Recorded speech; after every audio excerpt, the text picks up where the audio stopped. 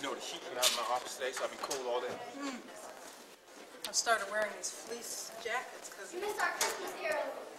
Me and Tom were just caroling. Whose money is that? they obviously had to plan ahead. Is it somebody's money? Somebody dropped their money? That was me. Yeah, nothing much for me. I told you. I told you. All right, look at this. Yes. Yeah, 1 second. Okay. We gotta start this meeting. I know. I wanted to take this one. I was thinking about it. You haven't got it. But I wanted to You can give your input to a board member, but you're not an official member of the board, so you can't do an actual evaluation. But you can definitely. Yeah, I want to. No, Tell it's us what fine. you Like think. yeah, but Write something up, get it to us, let us know. So write something up on what it is you think about them and all that stuff. okay. Ma, you missed our Christmas carol. Me and Tom were just up here singing. I can't sort it out. Okay. Yeah. So I don't know when's the next. Okay. Just write something up. Okay. When's the next time you guys are playing? Malin, It'll probably be Michelle, sometime in the Michelle middle for of me? next year. Okay. Okay. So if somebody could just remind me that the time's coming up. Yeah, we'll mind you. Thanks. Okay. Thanks. That's all I wanted. I sent you an email. How many was the basket? You gave 60 baskets away? I didn't see it. I didn't see it. I'll tell Selena to hand it to you. No, I don't have it. Is Selena? She's downstairs. So you gotta get to before we. Okay.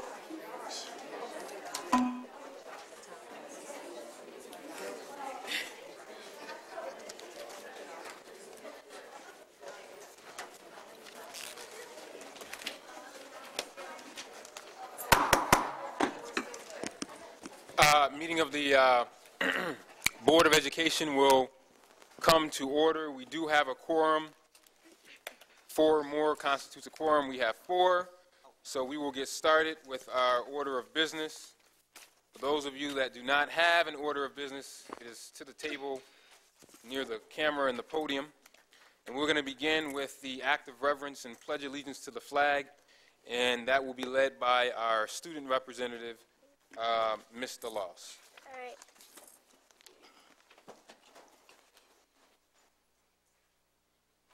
I Pledge allegiance to the flag of the United States of America and to the republic for which it stands, one nation, under God, indivisible, with liberty and justice for all.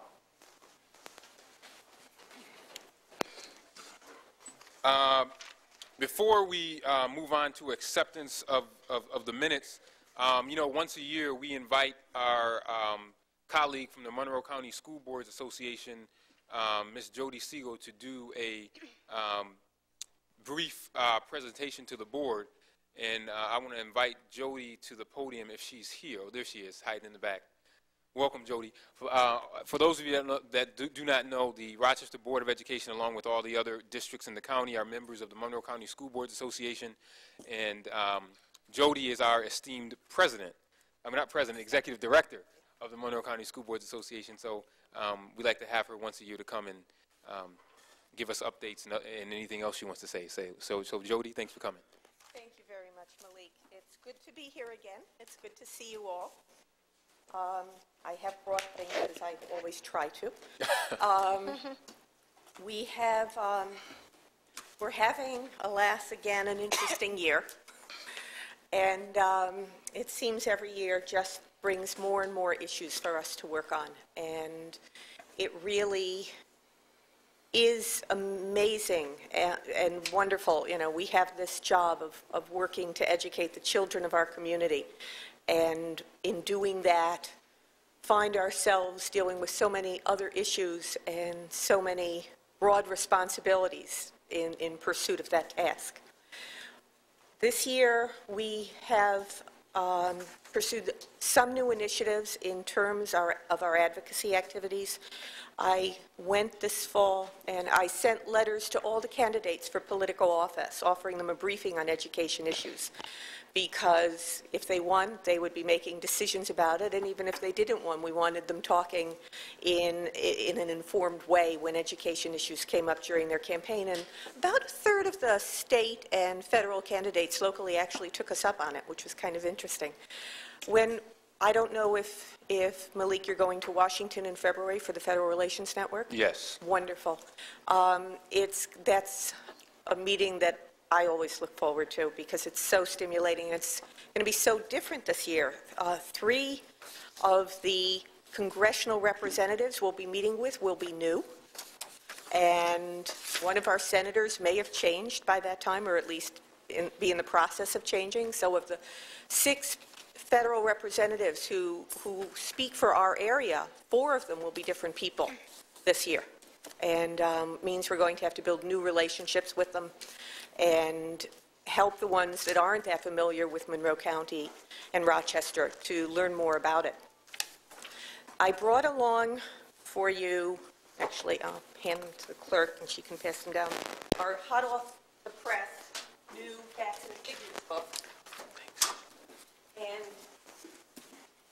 they're for the board, and I also have a list there of the people in the district who receive them. And I brought along a copy of our flyer, Effective School Leaders, which talks about the role of individual board members, the role of the board as a whole, and the role of what effective superintendents do and how it all fits together. A copy of Monroe County's Public Schools, which was produced by the Monroe County Education Coalition, which is the schools, the teachers' unions, the PTSA, the school business officials, and the Superintendent's Council together, which looks at the impact of public education apart from its primary role as a social and economic force in the county, because we are a major part of this county's economy, and there are always the people who say, I don't have children, what does it have to do with me? Well, this is really targeted at them. The governor's budget proposal that we just received is, I think, $42 million short. That is less than the amount of money that state aid countywide that we received last year. You can't have that kind of a change without it having an effect on the local economy. And finally, I brought along Monroe County School Boards Association, which talks about the services we provide for our members. And lastly, a list of all the topic committee meetings for this year, including the ones that remain starting in January, in case you want to attend any of them or any of your staff members want to attend. I just want to highlight a couple of the activities coming up. In February, again, is the legislative breakfast. Cynthia, you're usually there. And all of you have come at various different times. I urge you to come. It should be a very interesting discussion this year. We've already started getting affirmative responses from the legislators that they'll be there. And it's a good discussion. We're going to go to Albany again for 2 days in March, and we'll have our meetings again with all the legislators and the key staff people and the leadership representatives from the governor, from the Assembly and the Senate, whoever the Senate's leadership staff is at the time. And I urge you to come. Monroe County makes a very impressive impression when we all go. There really isn't another county association that goes as a group the way we do. And in preparation, both for the legislative breakfast and the trip to Albany, we're trying to put together a new sheet on the impact of mandates, specifically on what's costing districts to comply with things that they think they could provide better in a slightly different format, one that's not as prescriptive from the state. And BOCES one is working with one of the superintendents off a list that we developed, so they'll be sending it out to Mr. Broussard and asking for information, which we'll then put in a table form to be able to show our legislators who never seem to fully understand unless we can bring them something really concrete what the impact of all this is. So that will be coming soon. We hope to have that put together by the end of January. It also will talk about mandate relief with regard to streamlining and making paperwork less redundant and duplicative, and it's going to look for some ways to quantify some examples of the kinds of things that districts have to do and then do again in a similar way or in a way that's particularly complicated and burdensome that could be more straightforward. So we're hoping to have that material ready both for the legislative breakfast and the trip to Albany, and also when we go to Washington.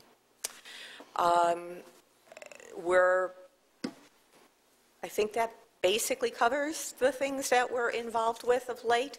I hope that you will let us know what issues are most germane to you as we prepare for the trip to Albany, because we want to make sure that the information we prepare reflects every district's key concerns as we go and talk with our legislators and the leadership. It's important that the viewpoint we present be something that really gives them the picture of what Monroe County's needs are. Any questions, any comments on ways we can better provide services to you? Any brief questions or comments for Jody? Commissioner Brennan? Just an expression of appreciation. I don't know if people in this room or in other districts understand just how important and how invaluable the County School Boards Association is to board members. I've been interacting with them since I was a suburban board member a quarter of a century ago, and, at Hilton and then at BOCES and now here. And, they're really, I think, the unsung heroes of a lot of the work that we do. And I just want to express appreciation for that. Well, thank you. I know when I was a board member, I appreciated this organization in that way. What I think is striking is that when we come together and develop our position papers and our supporting information, and we go and talk to our other representatives in Albany and Washington, and we can say, these are the views of people in a county where we have districts with, 700 some members and several thousand members and well over 10,000 not members, students. And we have found that we have a commonality of interest on these things. It makes them listen to us. It tells them that we've learned to work together in ways that they don't take for granted. Thank you. Anything else from anyone? No. Just to reiterate the thank you. No, thank you. Let me say thank you, too. And I know that I've been absent from many meetings, but that's because I've been at meetings here at the district. So I understand. I'm sure you understand that. And I would just also urge, obviously, my colleagues and others to take on leadership roles. I know I chaired the Labor Relations Committee a couple of years ago, which really gave me a great insight on labor relations. So thank you so much for coming. And obviously, you are welcome anytime to come to our meetings at any time. So thank you for coming. Thank you. We'll move on. We'll move on with item number 2 on the agenda, which is the acceptance from minutes of our various meetings. We've had 3 meetings since our last board meeting that contain minutes that need to be acted on. They are minutes from November 17, 2008, November 20th, 2008, which was the last Board of Education meeting, which went to well after 11 o'clock, and November 25th, 2008. May I have a motion to accept these minutes? So moved. Moved by Commissioner Powell. Is there a second? Second. Seconded by Commissioner Brennan. All those in favor of accepting the minutes, please say aye. Aye. President Evans. Any corrections? I will vote in favor of the November 17th and the November 20th minutes, but no on the November 25th minutes because I was not there. If I could then revise the, motion to approve November 17 and November 20 and exclude November 25 until such time as we have enough votes for it to carry. The explanation given is reasonable, but the fact is there's no reason for the minutes to fail a motion. Better that they be tabled. Okay. So that's Commissioner Brennan. Sure. Is that fine? That's fine. Okay. So we will vote on November 17th and November 20th, and then we'll take up November 25th when we have more than enough people to constitute a quorum. So again, all those in favor of November 17th and November 20th, I heard aye on all of those, correct? Yes. Okay. And we'll take up November 25th, Madam. Let me put that in a formal motion to table. Okay. So so that motion carries. Let's your motion on the November 25th minutes. You make a motion to table. Motion to table. Okay. Is there a second? Second. Seconded by Commissioner Elliott. All those in favor, please say aye. Aye. Okay, November 25th, motions are hereby tabled, and we'll take that up at another time. Student recognition, we have none. A bunch of our students got sick, so we will pick that back up in January, unfortunately. So they wanted to be here, but they were ill.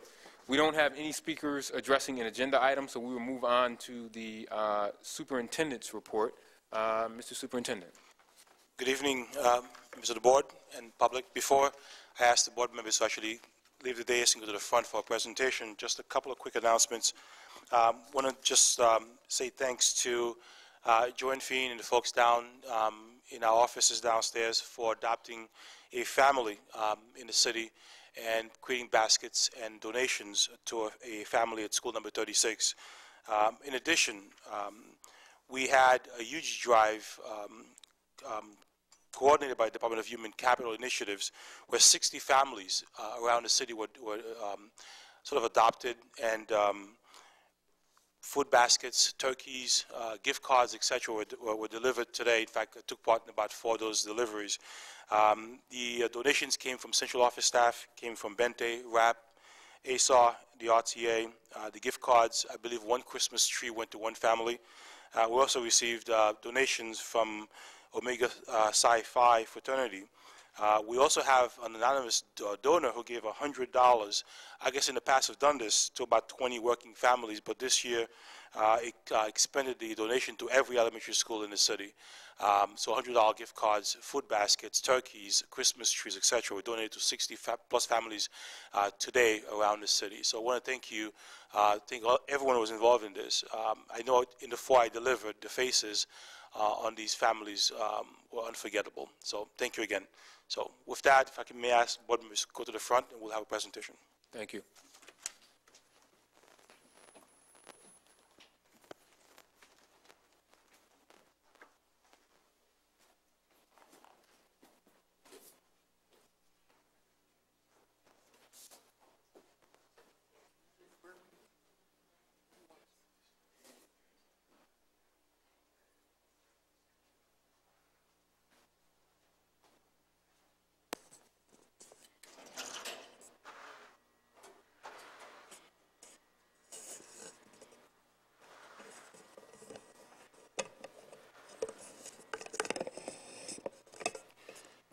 So to save time while we're getting everything set up, this presentation is about our, what we call the Rochester curriculum. Just to go back to last spring, or maybe late last winter, we talked about the need to create a core curriculum in the city. We've talked about this a number of times. When I first came into the district, I asked Malin, what do we teach? Malin Patterson Grant, that is. And we saw that with math and literacy, we had a number of different ways that we approach literacy and mathematics across the city.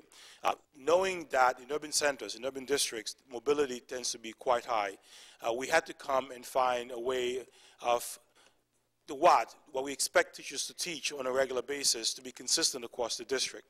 We know it is a practice that high-performing districts have across the country.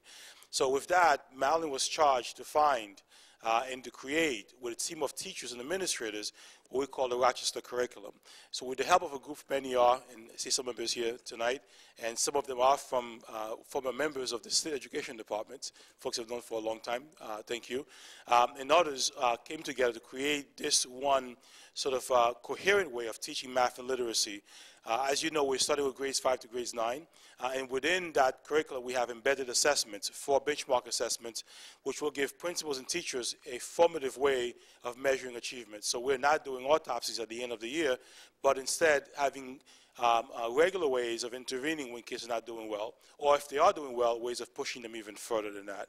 So with that, I'm going to give it to Malin. It is her primary task as Deputy Teacher, Deputy Soup for Teaching and Learning. Thank you, Superintendent Broussard.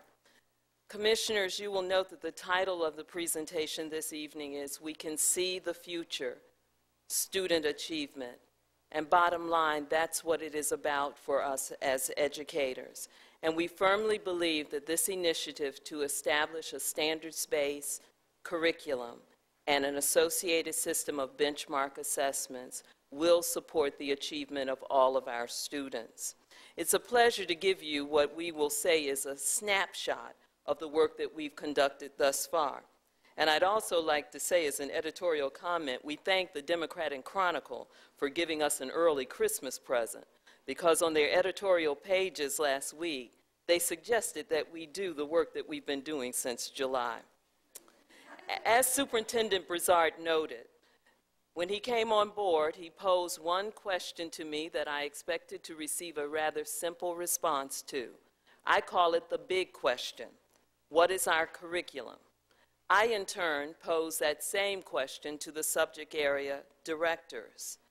As we examined their responses, we were very clear that we lacked a standard, coherent, aligned curriculum that would support the achievement of our students across the district, no matter what school, no matter what teacher, no matter what grade level.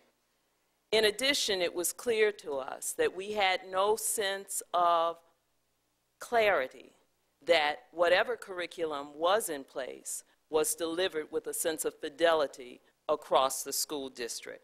And I'll just share two examples, taking them from our core subject area. Let's take a look at ELA, and some of this may be familiar to some of you. When we posed the inquiry in terms of what we currently offered to our students in terms of English language arts, you will see that some programs do indeed cross grade levels. Some programs are particular to certain schools. Some grade levels offered several options.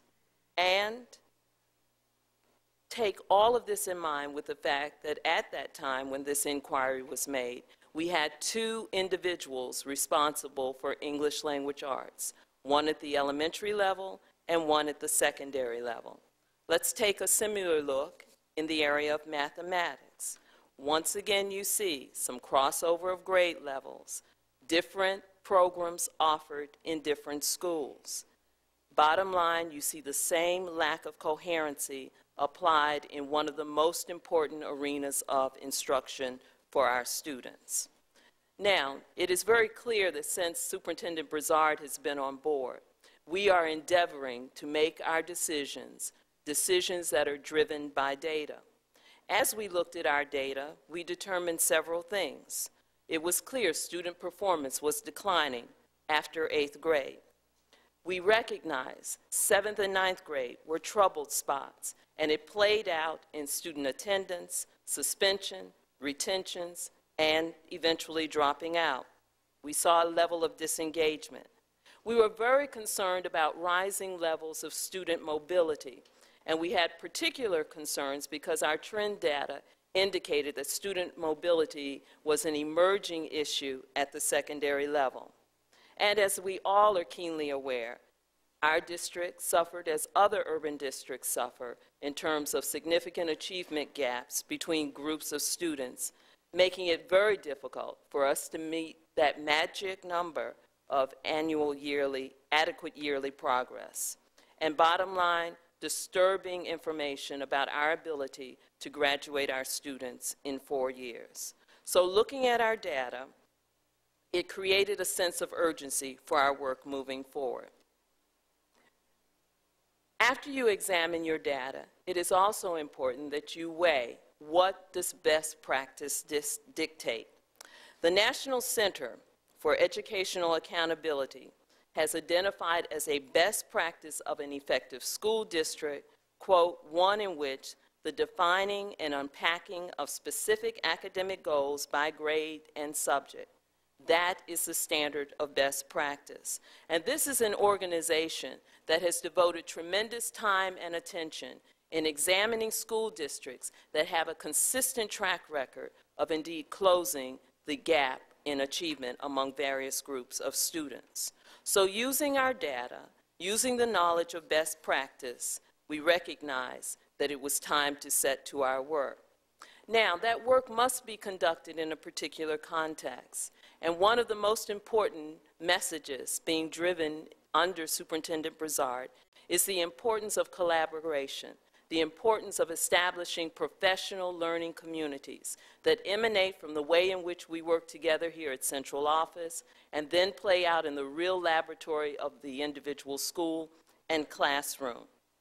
Those of us who have done some reading about the kinds of skills that are required for 21st century living, we always hear in the literature the importance of collaboration and the kind of work that would be required among groups of teachers to actually create and implement a standards-based coherent curriculum required tremendous levels of collaboration. Beginning in the summer of this year, we pulled together approximately 40 teachers, grades 5 to 9, representing ELA and math, bilingual educators, special education.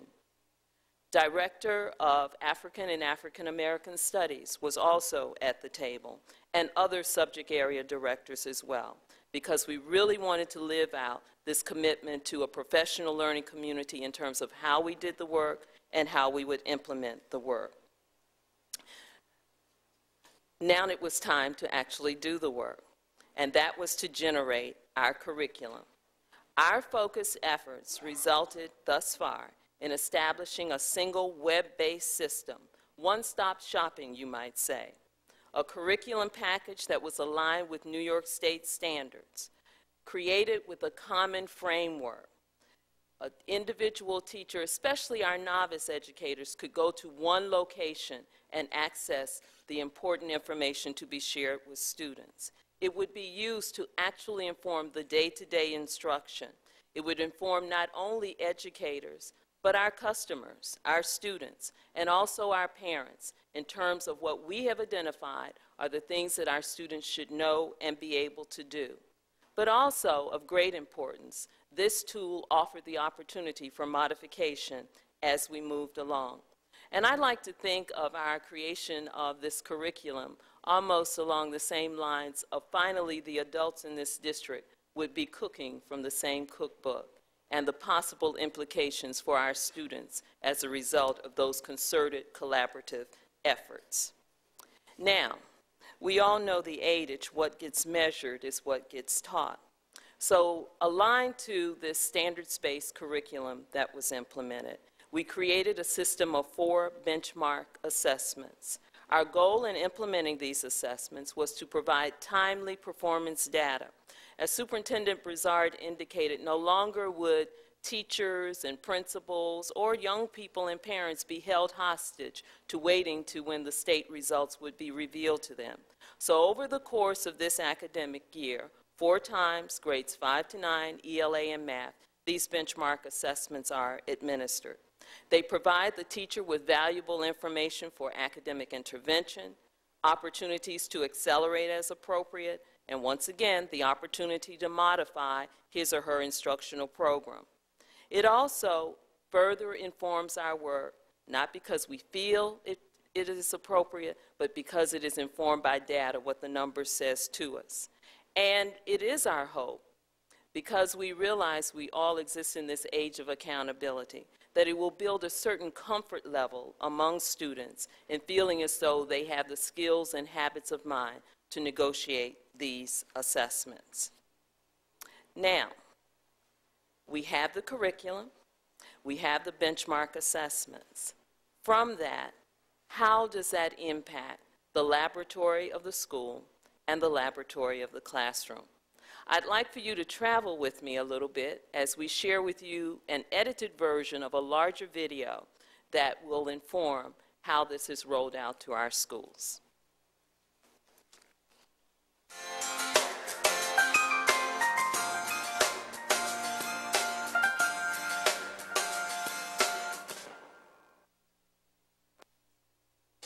There's a lot going on in our district, a lot of reforms that we're putting in place to make our district one that is world class. But the most important of all really is the work around curricula, the work that will impact teachers and students in our classrooms every single day. There's a great study done by a group called justforthekids.org. And what it did was to look at great districts across the country that close achievement gaps, that raise student achievement. And what they found was that all of them had a core curriculum in place for math and ELA that spanned all of the grades, where embedded assessments that provided formative information to teachers was a standard. So they can make decisions about kids on a regular basis versus waiting until the end of the school year to find out what happened. We didn't go out and buy curricula and transplant it in the city.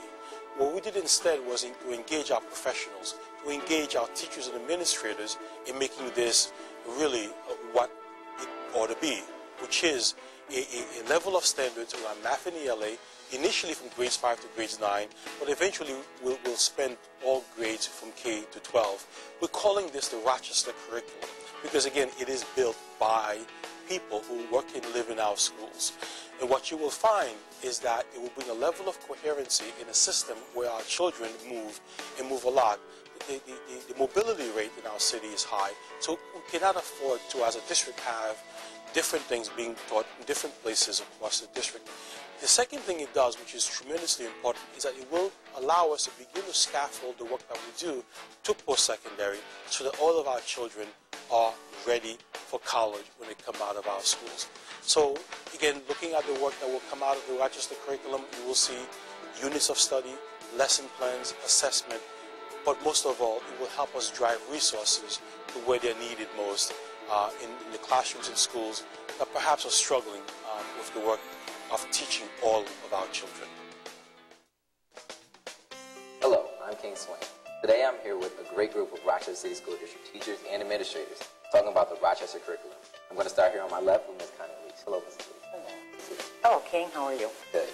Ms. Leach, how do you feel about integrating the Rochester City School District best practices and literary initiatives through the Rochester curriculum? Will this improve the New York State curriculum?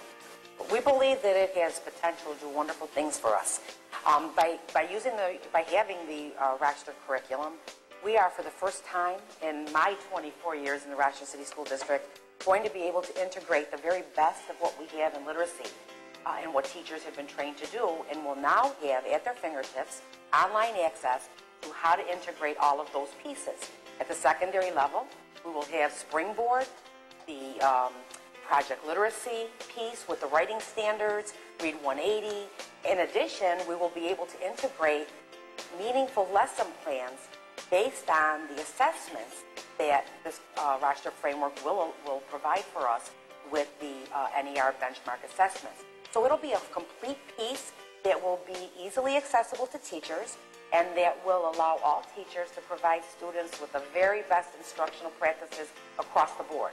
And one of the great things about the curriculum developer is that it aligns curriculum. So it won't matter where students are coming from, and it won't matter as they move from class to class. Teachers will know what students have learned, and they will be able to integrate those pieces into their lesson plannings in ways that will allow them to look at the strengths that students bring from year to year. And when you build on a strength-based model, what you have is more rigorous lesson planning, more engaging lesson planning because it's responsive to where kids are developmentally as well as culturally, and it will provide a framework where teachers will be able to see how all of that works together.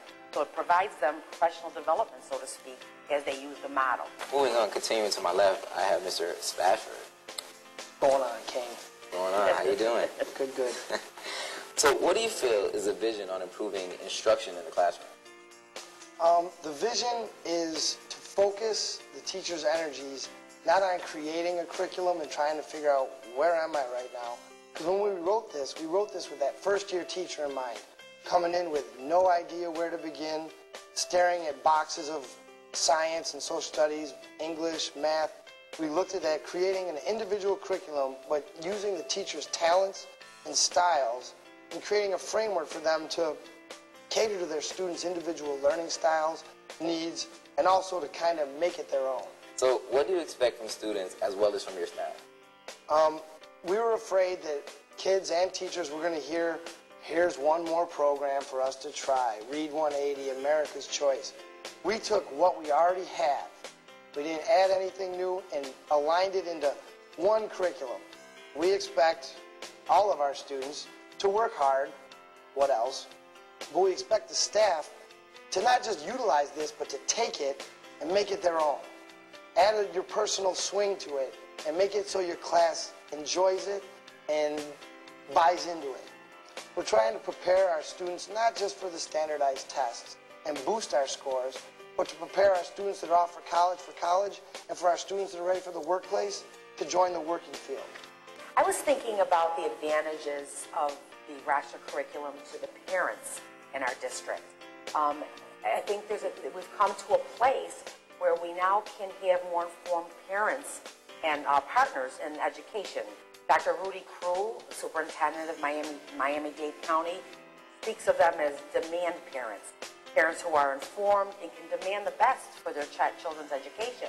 And through the Rochester curriculum, we will now have a framework that can inform parents as well as teachers about what's happening on a day-to-day basis in the classroom and what student outcomes should look like at the end of a particular unit or year.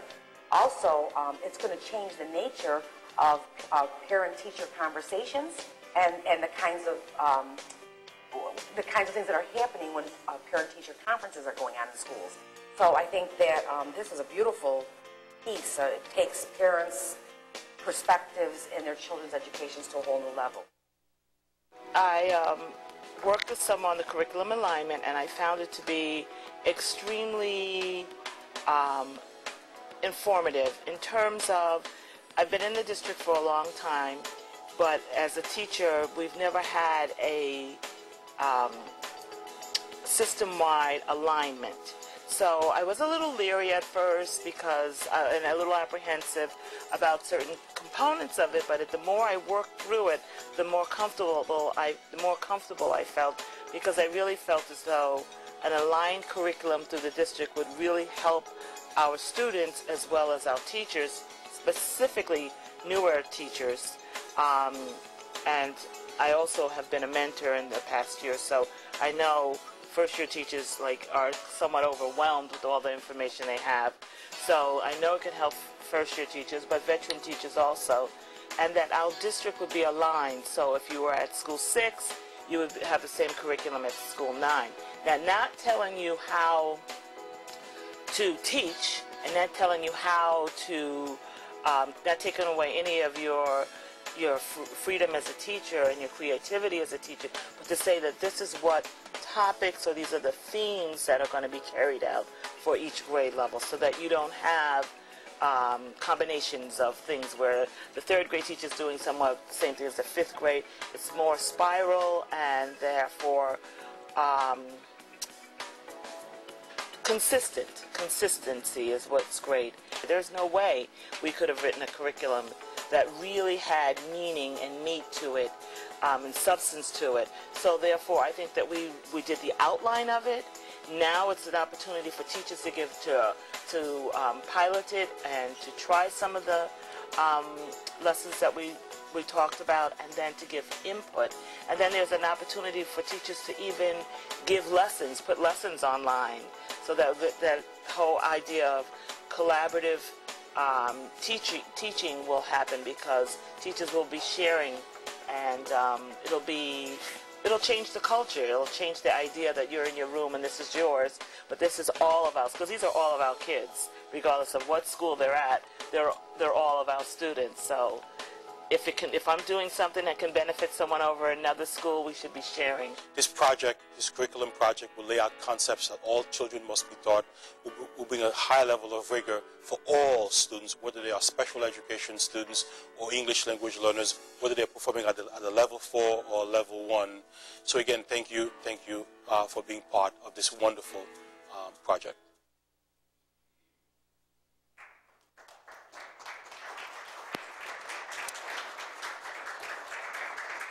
As you can well imagine, to implement this initiative requires tremendous collaboration across departments. On the operations side, we work with Deputy Superintendent Scanlon to make sure just the delivery of assessments had a flow to it. I'm gratified right now to bring up 2 colleagues from the Department of Accountability who will talk to us about the richness of the data and how that can inform our work going forward. Sherry Armstrong and David Peel. Thank you.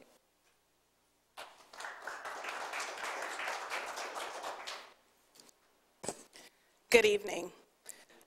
First, the benefits that we find from the NER benchmarks assessments. Looking underneath curriculum and design, it allows us to understand how our efforts are aligned with New York State standards. Once we've created a curriculum that mirrors what New York State is telling us that our students must learn, then we can move into our learning results. And once the students take the assessments, the NER benchmark assessments, that allows us to reflect on our curriculum and make sure that our efforts have been applied appropriately. This represents a timeline of what a student would experience when they start out in pre-K and they're heading towards graduation. They begin, in the past they took 2 assessments, one assessment at grade 4, one at grade 8, and then they also took the Regents, and this is just for ELA and mathematics. But we were finding that in reflection, we were not identifying any of the gaps that the students had in time. So the state implemented assessments at grades 3, 5, 6, and 7. So now we have 3 through 8 testing, and then we also have the Regents. Well, with the benchmark assessments, we're able to look even closer. So within that grade level, we're able to identify, based on the standards that the students are supposed to be learning and driven by performance indicators, we now know here's how the students are performing. So you have 4 points throughout the year, 2 points prior to you taking a New York State exam, and then 2 points after the New York State exam, in which a teacher is able to go back to the curriculum and fill in the gaps for any students who are demonstrating that they are weak in specific areas. From the benchmark assessments, teachers are able to go online and see their classroom results, see district results. They can also view performance indicators, which are the specific things that our students are supposed to be able to do at each grade level.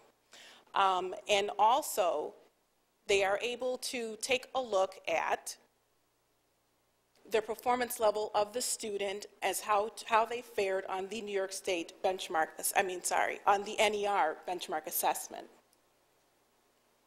And I'm going to have my colleague David Peel go through this slide with you.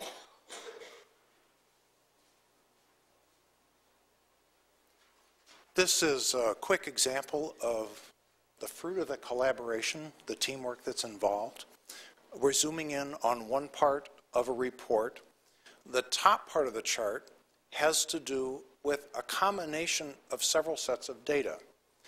You have an overall test result from 2006 ELA, 2007 ELA, and 2008 ELA for this particular student, who is anonymous, known as Sherry Armstrong, but you understand what we're doing there. The tip-off is the ID number,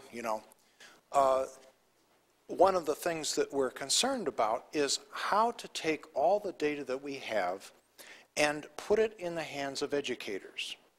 What good does it do to hear that your school has such and such percentage of this or that or the other performance level when you get to that moment of teaching and learning? How do you help that particular student? So this is an attempt to get a little bit of the way there. What we're doing here, the top half of the chart, is 3 years of the overall score on ELA for that student combined with the first 2 benchmark scores from the current year for that student. Now that's just an overall score. The bottom half of this particular example is zooming in on the critical analysis ELA questions. That's just a clump of questions that are part of the ELA assessments. Again, we have a score from 2006, we have a score from 2007, we have a score from 2008 for this student from the New York State tests. We can combine that on the same chart with scores from the current NER benchmarks.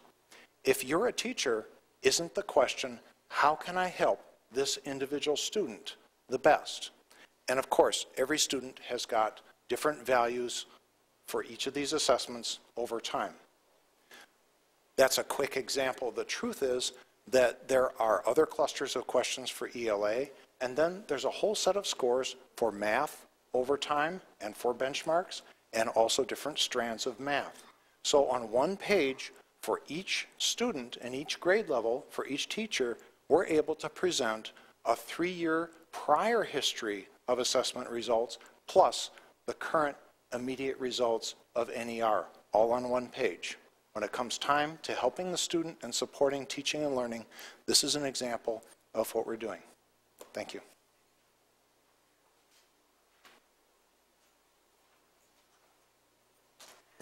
As I said, what we've tried to share with you is a brief snapshot of our efforts to date. In your folders, you have additional information about our objectives year 1 and 2, information about the brochures that we shared with parents, even information about dealing with test anxiety. We realize that we have to attend to the ways in which we prepare our youngsters so they feel supportive as they try to step up to the plate. But this was our humble attempt to give you a quick update in terms of our efforts around establishing the curriculum and the associated benchmark assessments. Thank you.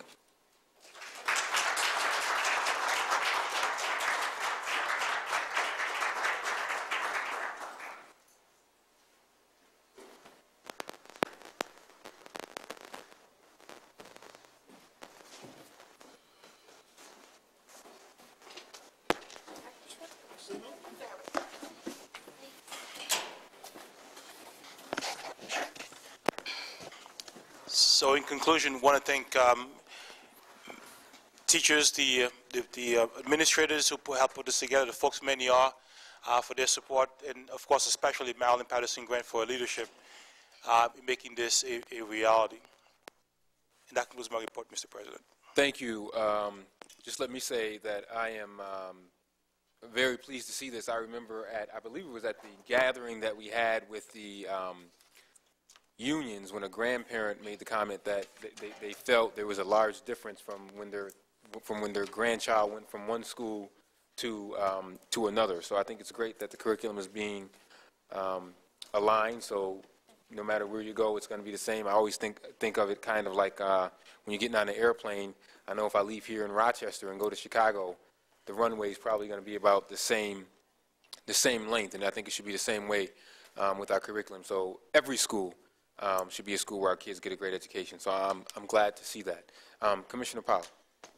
Yeah, I'm going to do a little fishing here and ask, wouldn't it be possible, would this have been possible to be able to push this kind of data down to the schools if the board in its past hadn't supported the high-speed internet backbones, hadn't supported upgrade of technology that we have in the past? I mean, is this not some of the fruits of our own past investment? Without question, and if I may, I will even add the DINI grant that came from the state that was approved by the board helped fund all of this. This kind of stuff does not happen without resources. The teachers over the summer had to be paid. All the resolutions, yes, the internet, the access, in fact, all of this build sort of the structure for this to be possible, yes. Thank you. Commissioner Elliott? Well, you know, let me just say that I'm not that convinced or confident, and I'll just have to tell you that, you know, it sounds good. But the fact is that this district always is slick with presentations. Now, having said that, it remains to be seen. Because even if you have great curriculum, if you don't have the right people on board who have high expectations for our students, they're always being suspended. I know you're working on that, Mr. Superintendent. Threats of arrest, low expectations, then, you know, all this slick stuff we're doing is not going to mean a hill of beans. Now, you know, and what it ends up doing, it gives us awards, you know, and we still are failing our students. And so, you know, I sat there, but I wasn't that impressed. You know, I'm hopeful that it will work because I sit here on this board. But I'm really interested now in, let's do what we're supposed to do for our children. You know, I'm tired of us paying all this money for research, and we know what to do. Let's just do it. Thank you. Thank you, Mr. Superintendent. Of course, no single initiative, Commissioner, will ever work to fix all of the issues that present to us in urban education. So when you talk about implementation, when you talk about accountability, the zone chiefs that we have, part of their job is to ensure that the work is being done.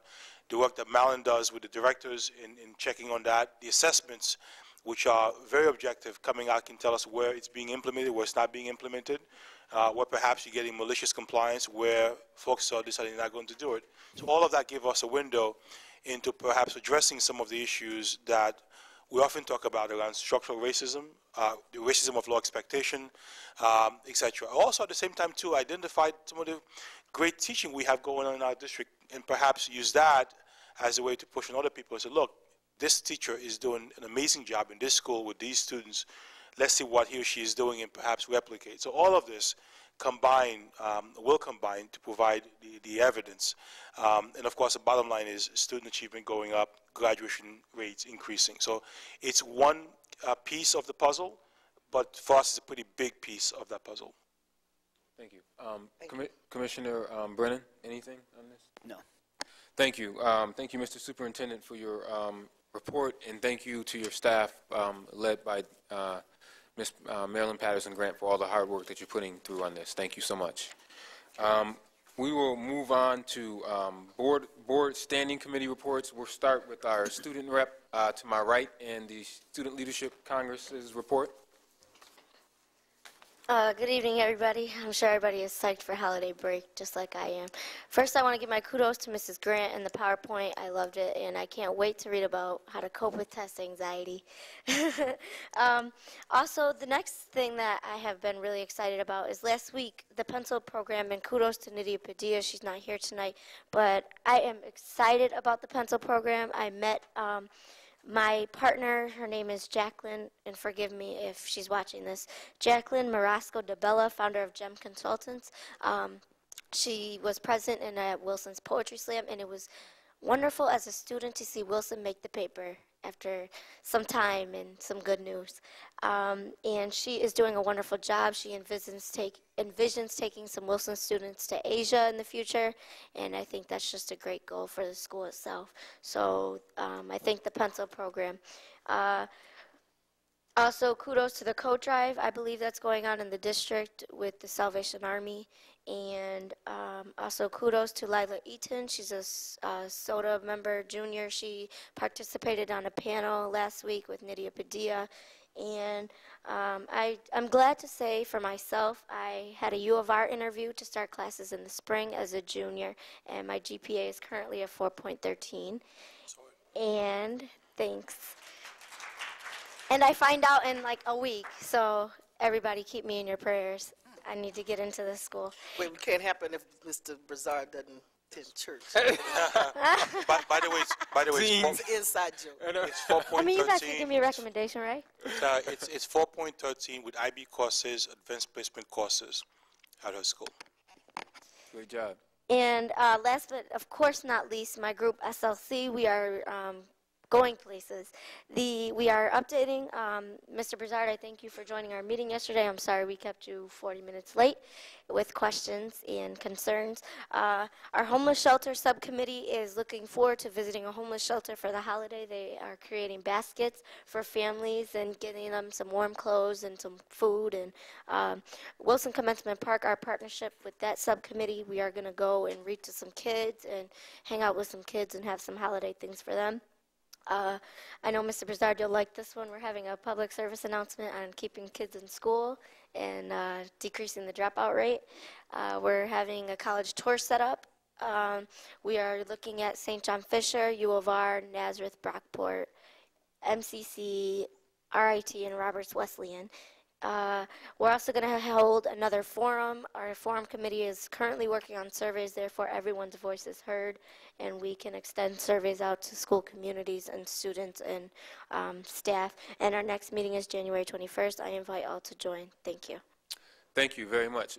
In terms of your homeless shelter, are you still looking for a place to do service at? Yes, I know that they've called a few places, but yes. Well, I'm not trying to push you guys anywhere, but I would recommend the House of Mercy.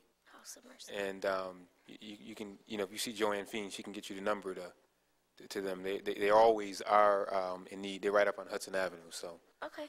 Thank you so much, Commissioner. No, thank you. And Commissioner, and that's Sister Grace. Sister Grace is the person over there, by the way. Oh, Sister Grace okay. Miller. thanks. Commissioner Powell and the Finance Committee. Yes, thank you. Finance Committee met on Thursday, December 11th, that was a week ago. We reviewed what are in our packets today, resolutions 476 through 489, with the exception of 485, which was pulled, and it is not in our packet today. This includes resolutions 476 through 480, which were all facilities resolutions, final payments. 481 through 483 are procurement and supply. 484 through 488 are information technology, and there's one other. Our next meeting will be January 15th at 5:30 p.m. The good news about the Finance Committee is that our entire schedule is built around the business of the district, and so the Finance Committee, no matter who is the chair next year, operates pretty much on the same schedule. The Thursday before the business meeting is when the Finance Committee really needs to meet, and I presume will continue to meet in that fashion regardless of who the next chairperson is. Thank you, Commissioner Powell. And are you seeking a motion to approve the financial reports for the month? That's right, yes. Is there a second? So moved. Or second. Second? Second, yeah. Okay. Any You have a motion. any discussion around the financial reports? Okay. All those in favor of? Yep. And I'll do a roll call vote to accept the monthly financial reports, starting with Commissioner Brennan. Aye. Commissioner Elliott? I'll do aye, but I wasn't there, so I okay. typically vote no. Okay. Thank you, Commissioner Elliott. I vote aye. Commissioner Powell? Aye. Thank you very much. The ayes have it. The financial report is approved. And that concludes your report? Yes, it does. Thank you. Thank you. Commissioner Elliott and Board Governance. Before I report on the Board Governance Committee, I just wanted to thank the principal at East High School, Beverly Pringle, for inviting me to their administrative breakfast on December 5th, I think is when I attended that meeting. And I'd also like to thank President Dan DiClemente of Bente for inviting me to their collaboration with Cure for Cancer, their Christmas party at School Without Walls. I really had a nice time over there, and hopefully the president will invite me next year. The Board Governance Committee met on November 22nd, I believe the date was, November 24th, and we discussed board goals, board consultants, same things that we have been discussing for the last few months or so. Staff evaluations, we will discuss in this Monday meeting board cabinet retreat, and also we're still working on another gathering of the district, the unions, school board, and parents. And that concludes my report. Thank you. Commissioner Brennan and the Policy Committee. Thank you. The Policy Committee met on December 11th, and we briefly discussed the proposed policy for the student and family support. The committee recommended that the proposal be forwarded to BOCES for their review, since BOCES is involved now in updating our policy manual. And we'll look forward to their input and be following up on that, whoever the committee is, next year.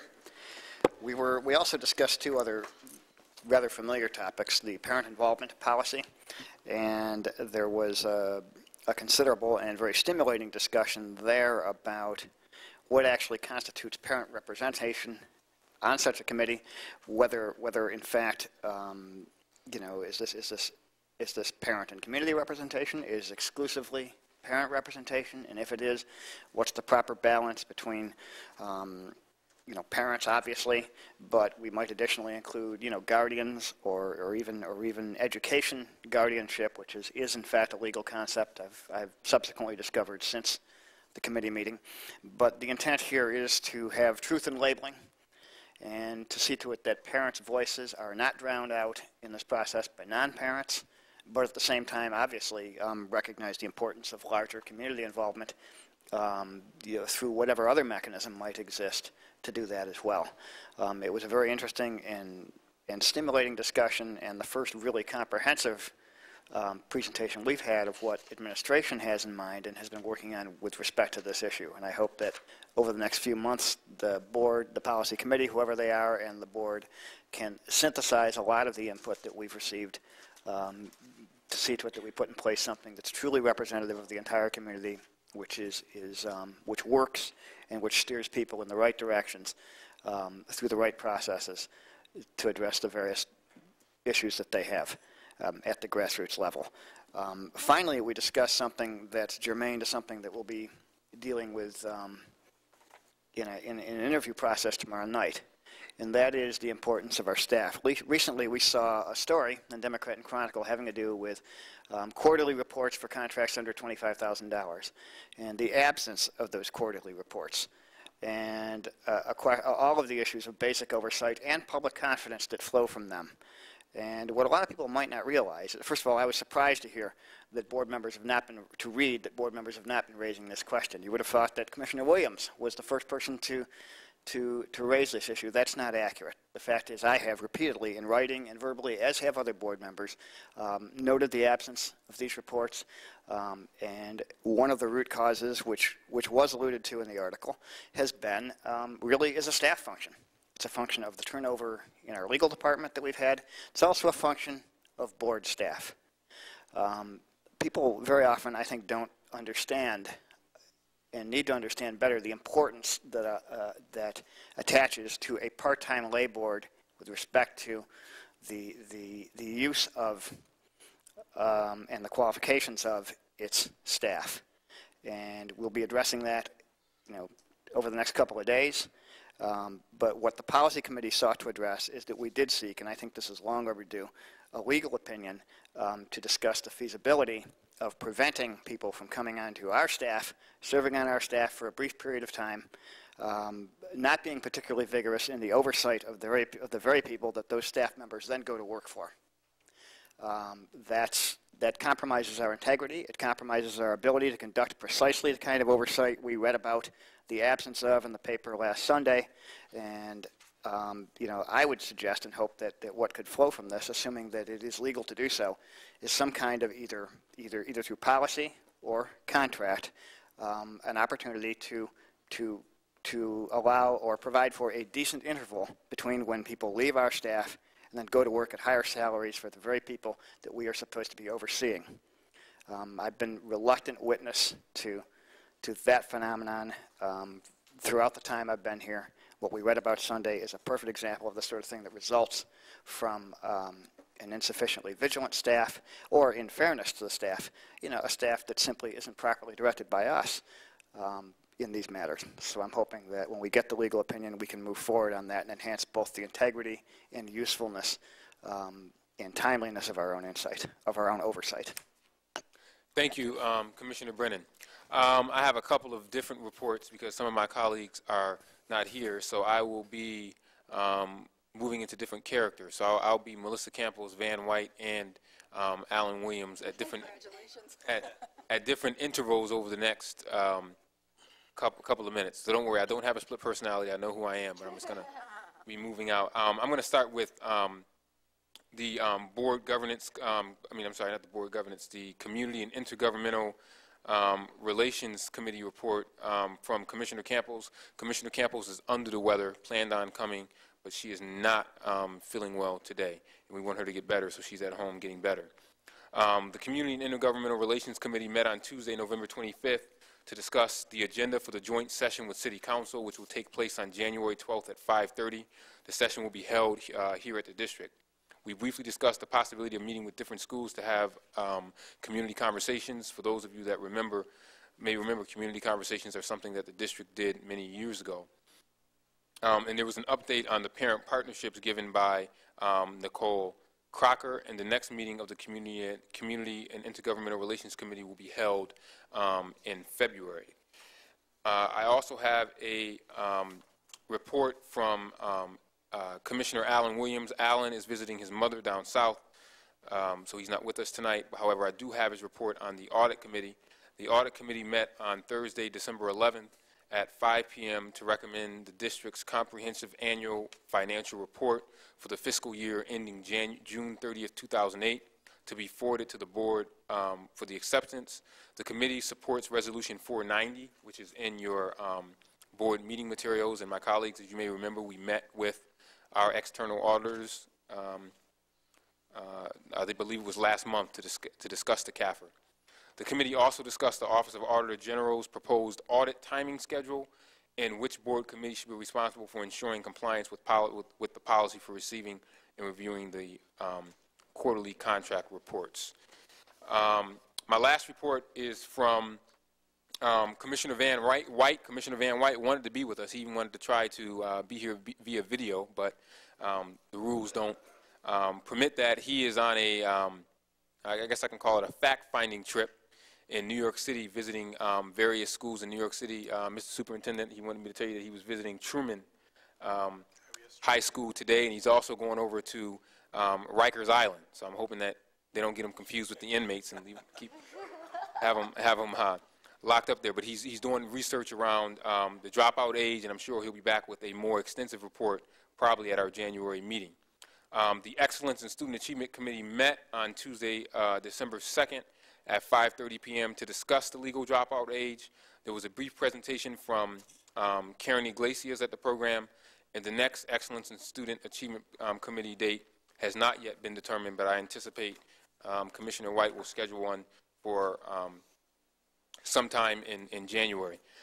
Briefly, on the President's report, I just want to say I represented the board at a host of a couple of different events. The Jewish Community Federation's Commission on Christian and Jewish Relations, I want to thank them for that invitation, and they were very committed to making sure that they help the district, and also the Preventative Access to Self-Empowerment and Support program, which comprises a lot of students from the district, but also from Buffalo. And it really is a great program in terms of helping students deal with their anger management issues and also career goals. Parents are very involved there. Parents got up and spoke about their the progress that they see in their children, and also their wishes for the future. A lot of you may not know, but Wilson Foundation Academy is the only school in the district that has a national junior honor society. So I wanted to give kudos to the principal, Deidre Matthews, for establishing a branch of that foundation there. It's very important that our students understand scholarship and excellence, not when they get to high school, but when they're in those earlier grades. And Dr. Matthews should be applauded for that. She also should be applauded for coming there and wearing her full regalia after receiving her EDD from the St. John Fisher program. I came in and I said, what is she doing wearing this? But she wore that to let the students know that no matter how hard you get, even though you are working and you have a full-time job, that you still should pursue higher education. And she's pursuing, and as you know, she pursued and was successful in getting her doctorate in education. So it kind of woke me up and said, Malik, I better get on the ball and go get my, so you guys can call me Dr. Evans. And I also had the opportunity to meet with a group of East High staff members, and I provided that update in my report to the board. So that concludes my report. And we'll move on to the consideration of resolutions. And we will start with the Human Resources resolution. Oh. One alibi? Yes, one alibi, yes. Commissioner Powell. Before we get into the resolutions, I'd like to draw attention to the box that's presented in the resolutions. That's been redesigned. And the utility of this new box was presented to the Finance Committee last month or last week. It should help make it more clear what the MWBE status of a contract is. Also, in the past, that box was only presented on capital projects. It's now being included in other contracts, for instance, commodities contracts that are put out to bid and service contracts. So I think that you'll find this to be a much more user-friendly box. Gives you a snapshot really quickly. But especially the second half of it, below the shaded line, may not be self-explanatory. So if you need an interpretation, I'd be happy to try. Thank you, and I definitely appreciate the box. I think it also holds us accountable, particularly around our MWBE goals that we have, and tells us where we need work, and also highlights when we're doing what we need to be doing. So thank you. One other alibi is, in addition to the CURE benefit, Cynthia and I both were in attendance at the school number 9 cookie contest. Oh, yeah. Which was a fabulous. Are these the cookies here from that? Actually, these are different cookies. I don't know where these came from, but I can tell you that it was well received all around. The kids were like totally involved. They got to see the judges go through by way of video cameras. Oh, wow. A grand time was had by all. Thank you. Thank you. We'll move on to the presentation of resolutions. We will begin with the human resources resolutions. Thank you to the superintendent and the staff for providing answers to questions that were submitted to board members.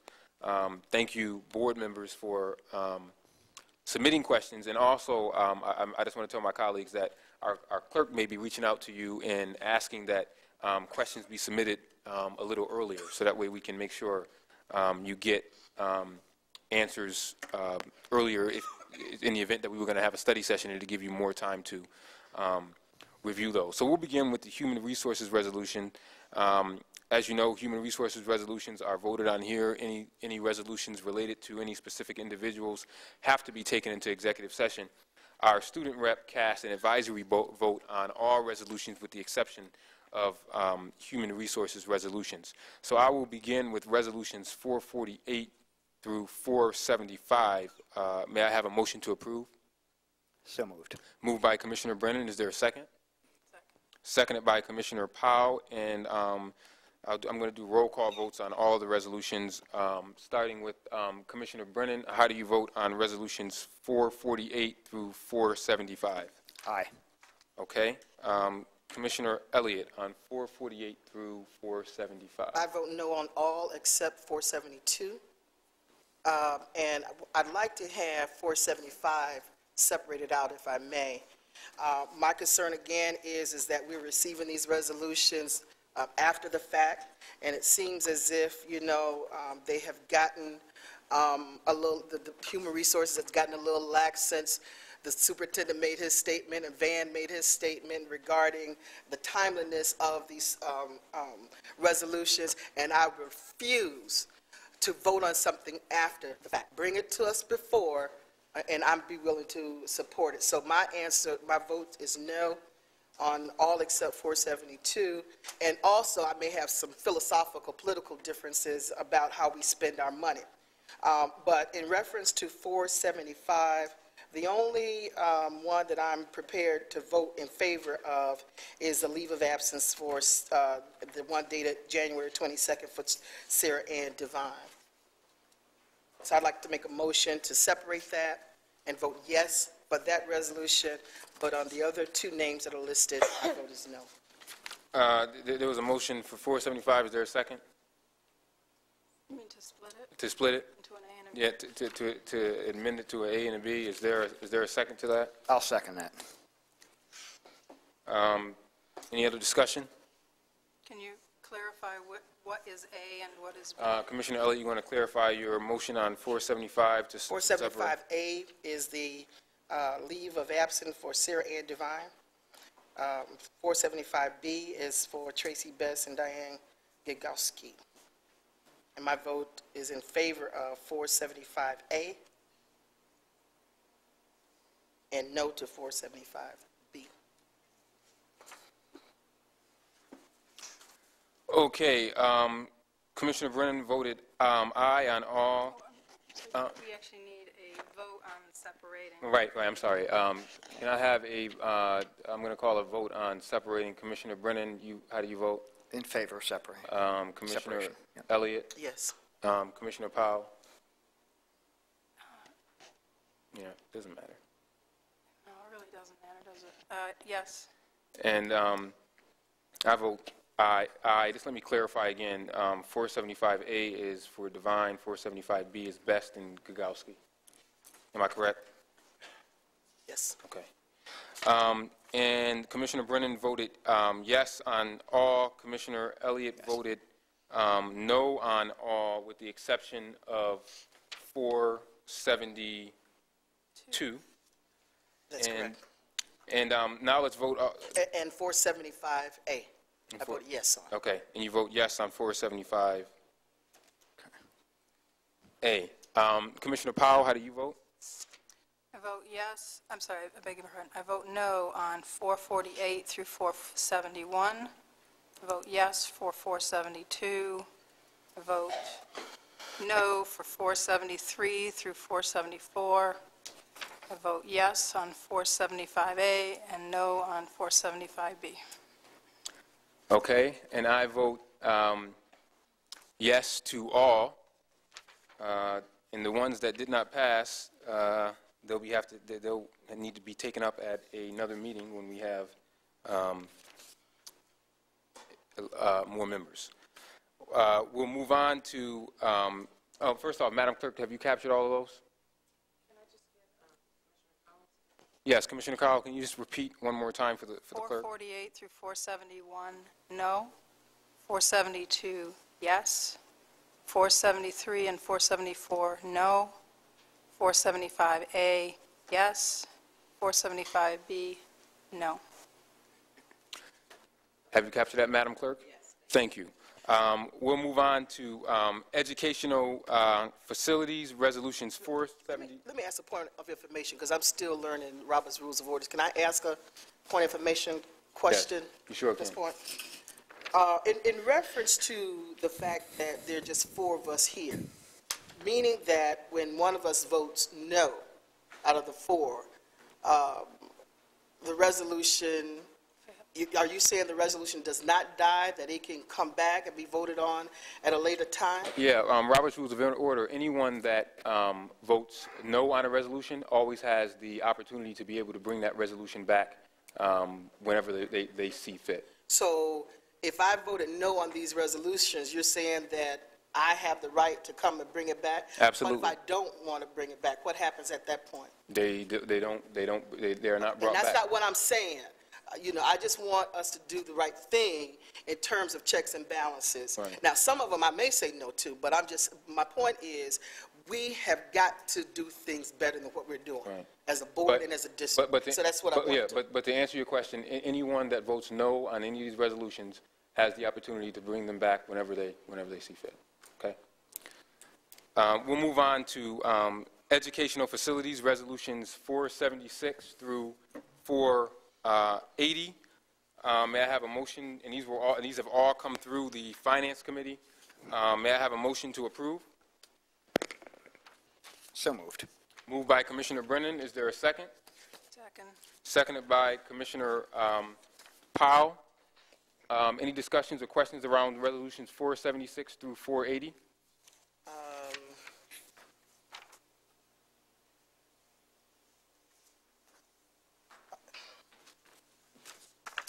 I'll ask it in the Finance Committee Okay. meeting. This basic question. Okay, thank you. Any other comments or questions around these? Again, thank you for the box. And I'll begin with Commissioner Brennan. Commissioner Brennan, how do you vote on 476 through 480 educational facilities? Yes. Commissioner Elliott on 476 through 480? No on 476.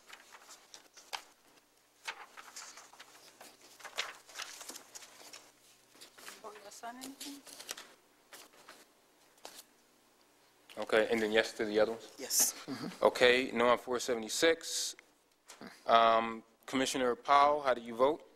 476, no. 477 through 480, yes. I vote yes to all. We'll move on to resolutions 481 through 483, procurement and supply. I'll entertain a motion to, and I'm so sorry, student rep. You know, when when you're dealing with grown-ups, sometimes you forget about the kids. So I mean, about our youth, but I try not to. I'll get your advisory vote on this next step, as a matter of fact. Okay. In fact, we're going to deal with resolutions 481 through 483 right now. And our student rep, what is your advisory vote? Yes. Next time I do that, you can say point of order, and say I have not cast my advice. Yeah, I'm sorry. You have not cast your advisory vote, so my apologies. No, you're fine. Yes to all. Thank you.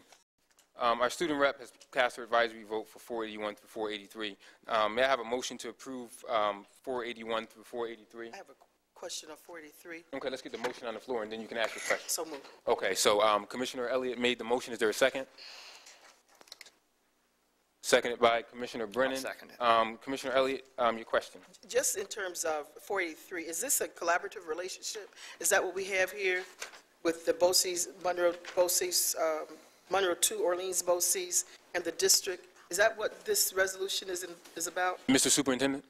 John, is that one of yours? It's not on my list. Yes, it is. It's a, 483. it came out of the Finance Committee. 483? It's the District, New York, participating with Monroe 2, Orleans BOCES for joint bidding of engineering and biomedical supplies and equipment pursuant. Meaning that we get these services at a lesser rate because of our engagement with? Has already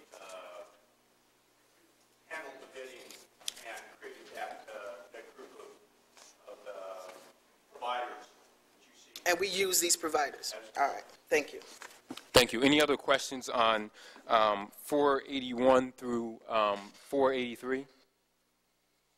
Any other questions?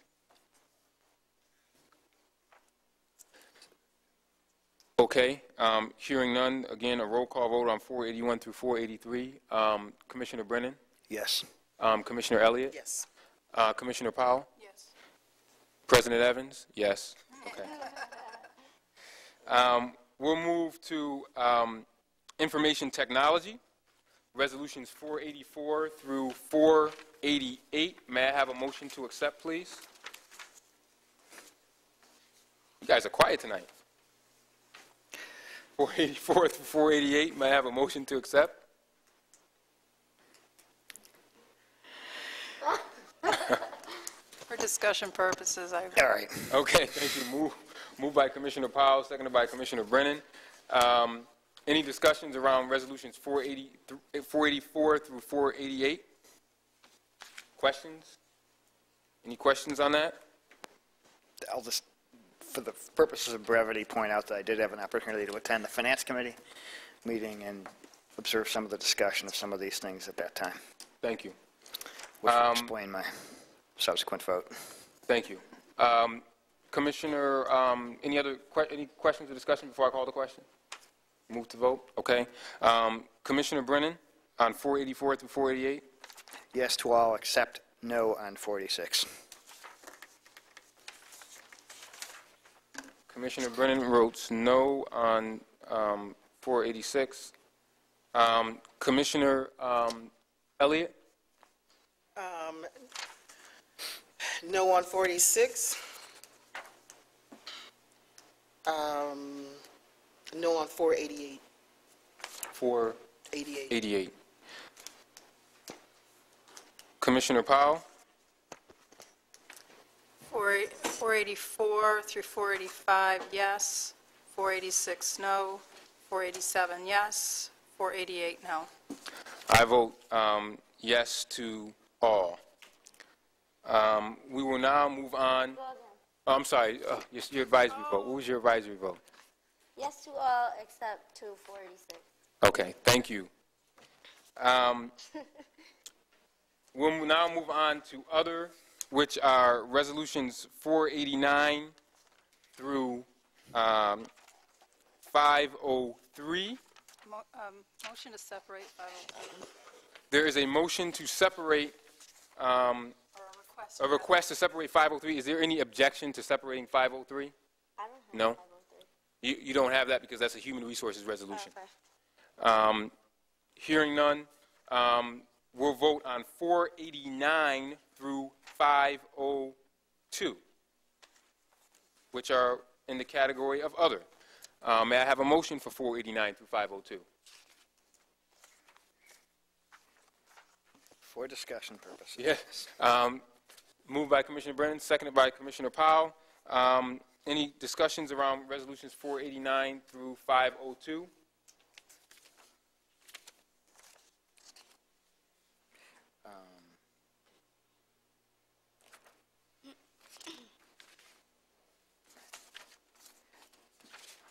Okay, I'll call the vote on 489 through 502, beginning with Commissioner Brennan. Commissioner Brennan, how do you vote? A more careful reading of the packet answered the question that I would have had, and I'll vote yes. Thank you. To all. Commissioner Elliott? I'm voting no on 495.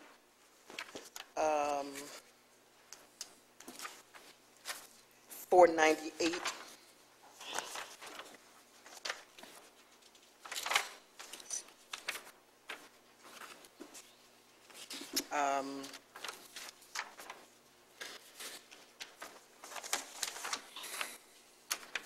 And 501. Okay. Clerk, Madam Clerk, have you captured those? Yes. Thank you. Commissioner Powell? On 489 through 494, yes. 495, no. 496 and 497, yes. 498, no. 499 through 500, yes. 501, no. Thank you, and I vote yes to all. Do we have any gifts in that? No, no. 502. 502. Oh, Commissioner Powell, you want to announce gift from Resolution 502? You're holding it for me to do? You are a gifts person. Oh, I'm sorry. How was your advisory vote?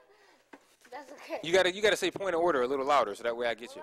Point of order, and it say, Mr. President, I have not voted on. I have not cast my advisory vote. You can actually interrupt him. Yeah, you can. That means that you can interrupt me. As long as you say point of order. If you don't say point of order, it's just rude. I gotta write that down. Okay. I said, what's wrong with excuse? No, point of order. Well, yes to all. Okay, Commissioner Powell. Thank you. There is one gift, $1,050 for the purchase of an instrument for a soda instrumental major. So, thank you. From Evelyn Baez, is that how you say it? Yes. So, thank you to Evelyn Baez. Thank you, Ms. Baez. We will now act on Resolution 503. Motion to substitute Resolution 503 for the version handed out during executive session. We'll call that 503A. Is there a second? Second. Second it. Any discussion? We can have discussion that's germane to 503A, as long as we don't get into personnel discussions. Any discussion on that? Okay, I'll call the vote on substituting 503 with 503A. Commissioner Brennan? Just a quick question. 503A reflects what our understanding was earlier. Yes. Okay. And you should have that in front of you. I will vote yes on that. Okay. Commissioner Elliott? No. Commissioner Powell?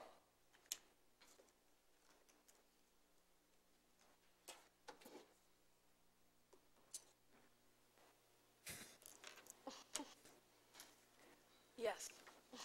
And I also vote yes. Motion fails. We will now move on to new business. Any new business? President Evans? Yes. We talked in the Finance Committee a few months ago about, there's a resolution that came before us that noted in the resolution that the official newspaper of the district was the Democrat and Chronicle. I'd also like to include other newspapers where they reach more people of color. Specifically from my vantage point, the Minority Reporter. And I'm not sure the Hispanic or other newspapers that can reach other persons of color. Commissioner Campos would have to bring that to you. But I'm asking, how can we, I know we vote on those in the organizational meeting next month, but I think if we're going to reach a broader audience to participate in our bidding process, then the Democratic Chronicle, in my view, can't be the only paper that we use, that we have to broaden our reach so that we can have a more diverse opportunity for bidding on the contracts. What I'd like to recommend is that from the African American perspective, that we include the Minority Reporter for consideration as one of the papers that we determine that's going to be the official paper in our organizational meeting. So I don't know if I make a motion for that or how we do that. It's just discussion for right now, okay. and I can refer it to a committee for us to see how we do. And we can find out from our legal counsel how many official papers we can have. Commissioner Brennan. Yeah, first of all, I want to commend Commissioner Elliott for making this suggestion. I would be delighted to include them. And in the interest of economizing, I might even be, I was going to, in fact, ask that the staff be instructed to do a comparative analysis of what we pay for classified advertising to Gannett versus what major metropolitan newspapers are paid per capita in comparable cities, Syracuse and Buffalo in particular. Because I think we'll find, as we discovered earlier, that Gannett charges disproportionately higher. And not only do I appreciate what Commissioner Elliott has expressed, I would suggest that we even consider not retaining Gannett as the official. No, I don't think that Gannett is entitled to a subsidy, a disproportionately high subsidy of taxpayer money at a time when, in a time of great austerity that we know we're all facing, when there are these many other dynamic publications that probably reach more people with greater relevance. So we could not only be more inclusive, we could be more fiscally responsible. We could also perhaps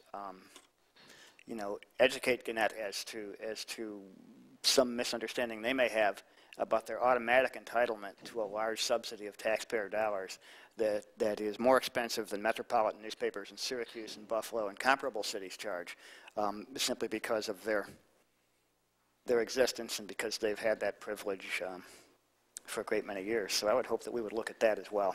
There's the Daily Record, which is a daily newspaper. There is City Newspaper.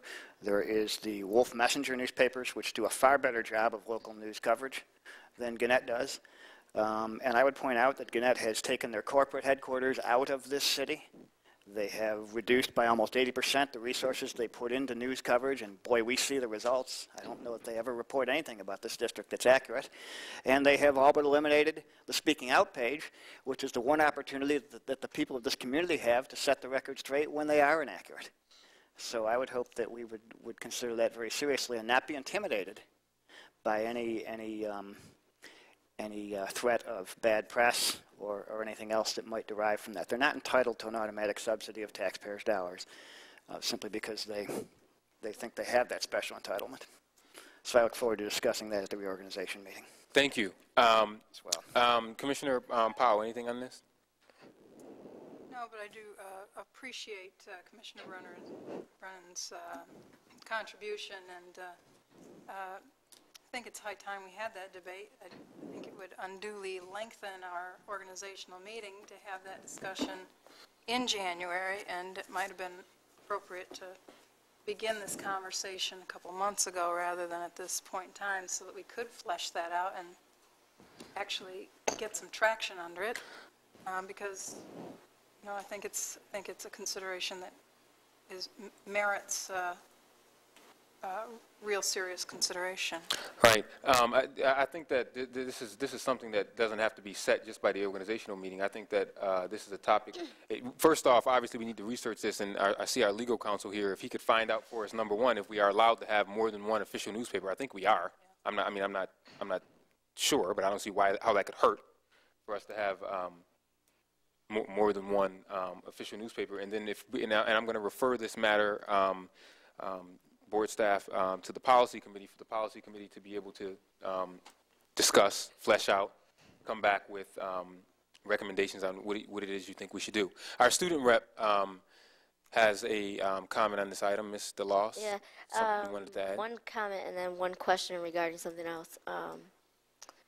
There's something else we'll have to wait until we're done with this. Yeah, with this this, yeah. topic.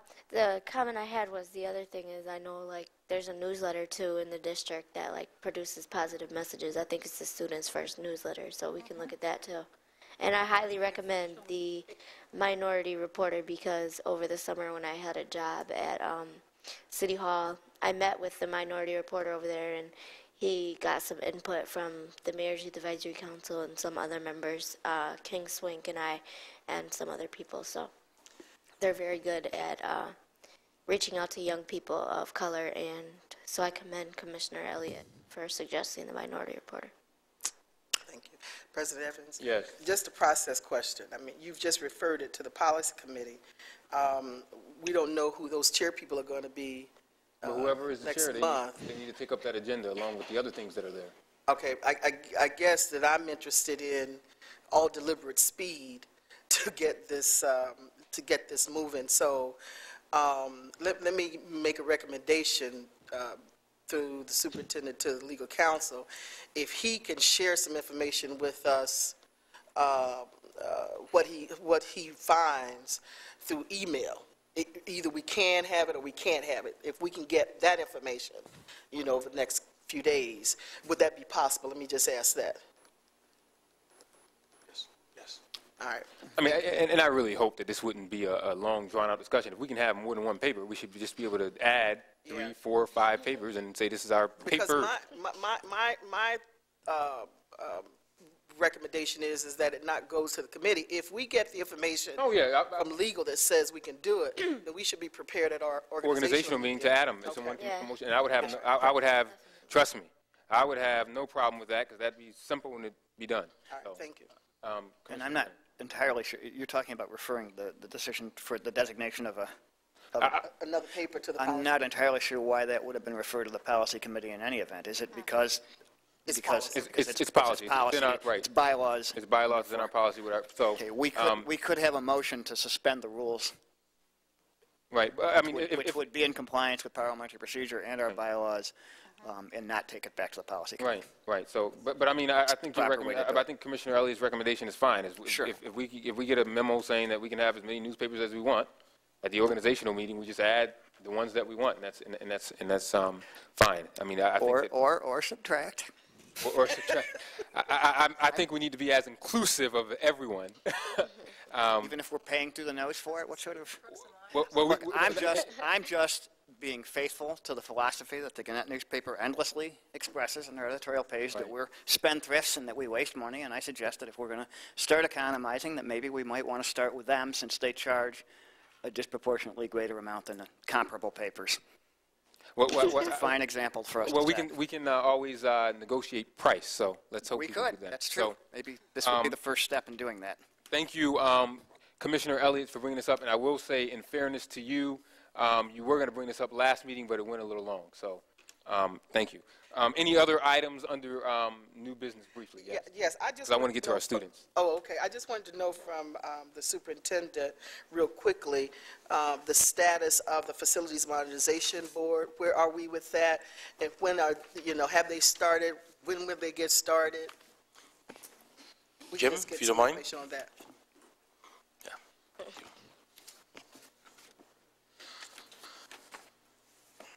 And let me just also say there are unions who are anxious about getting involved with this process. So I don't know if that's good or bad, but I know that they are anxious about getting involved in this process. Right. And before, Jim, before you go, just to my colleagues, I got a letter from the city of Rochester actually regarding the Facilities Modernization program today, and I will be sending this out in the packet so you all can take a look at it.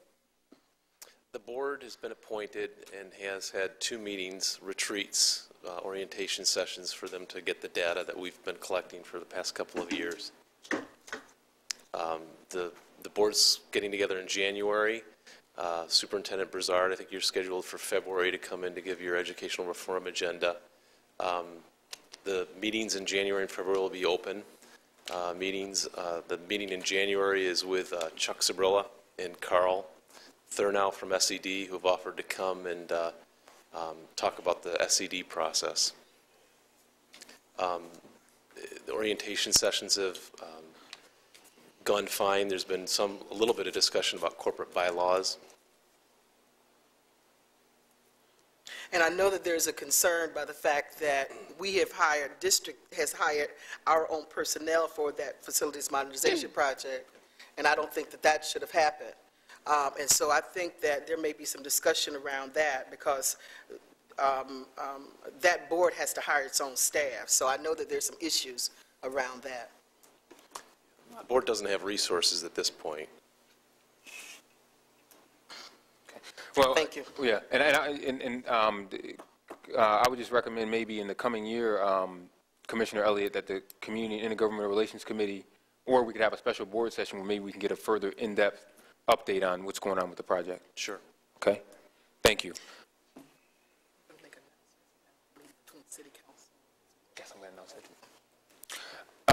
Mr. Loss, you had something briefly. I do want to get our students up here. We have some students here that I'm dying to hear from that they got their little medals around their neck, and you know, I really want to hear from them because they do something that I wish I would have done when I was in high school. I know one of the kids speaking tonight is one of my SLC members. Okay, so do you have anything briefly? Just a quick question for Commissioner Elliott. I forgot, and I think I asked you this last month. When are we talking about the board gathering again? When are we doing that? We're still working on trying to get, trying to contact people. Okay, and do we have a set aim date that we want to host that, or? We're still working on that.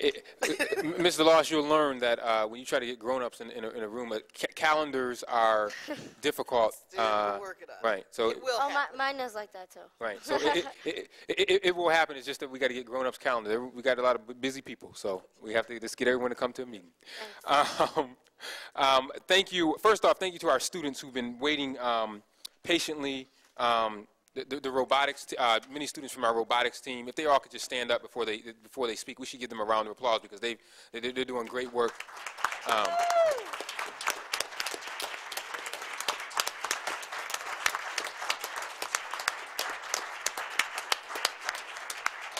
Thank you.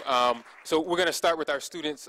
You have 3 minutes, and we're going to start with Paul Petrie, followed by Miles Walker, and then George Gombert will be next. So Paul, you want to come forward?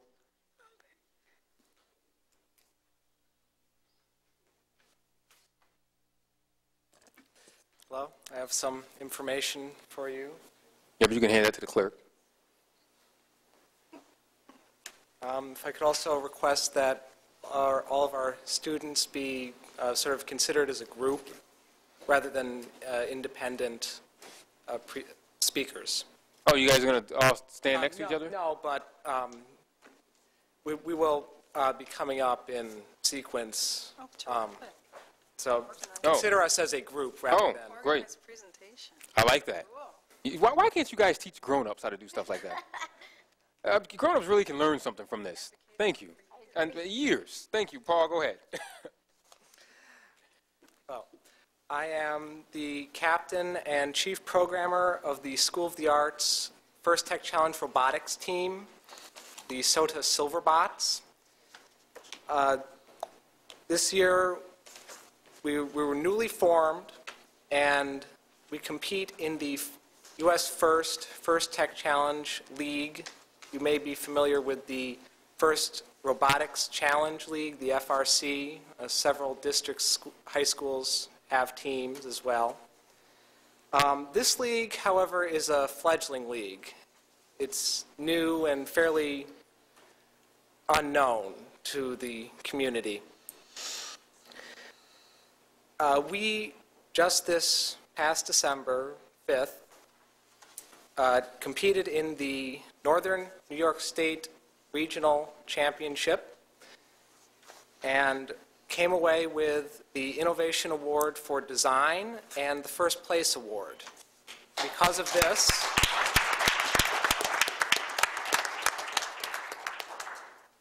this, we are qualified to attend the World Championships in Atlanta, Georgia. Now, we have spent the last 3 months constructing, testing, modifying, and painstakingly programming our machine. And along the way, we have learned a great deal. I myself have had a chance to apply my skills in programming and have gained a good amount of leadership skills. Now, if I would like my team members to speak to what they have learned. Thank you. Come on up, guys.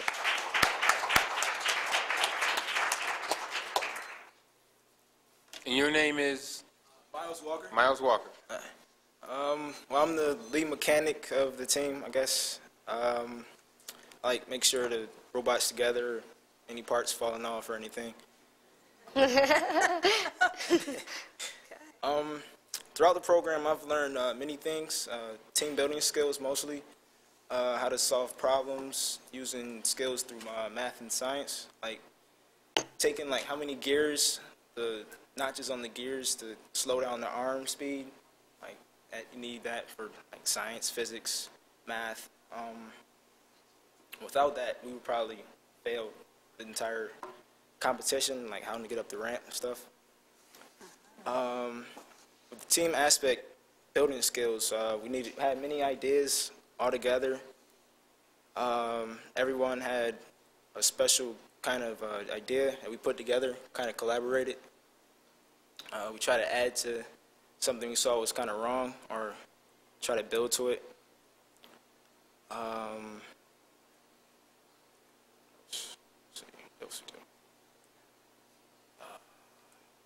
think of anything else. That's pretty much it. All right, that's good. That's a lot of stuff. Great. George Gombert.